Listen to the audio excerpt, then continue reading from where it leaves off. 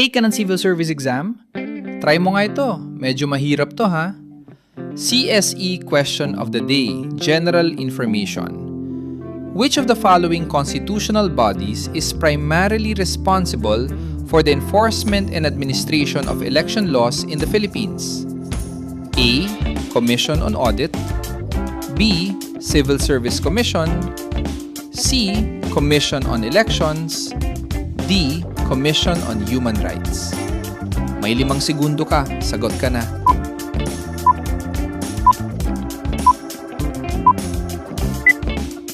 Okay, time's up. The correct answer is C. Commission on Elections. Ang Commission on Elections o COMELEC ang constitutional body na namamahala sa pagpapatupad at pangangasiwa ng election laws sa Pilipinas. Ang Commission on Audit ay para sa pag-audit ng pondo ng gobyerno, habang ang Civil Service Commission ay para sa mga empleyado ng gobyerno. Kung gusto mo pa ng mas maraming CSE questions and full reviewers, register ka sa onetakepasser.ph.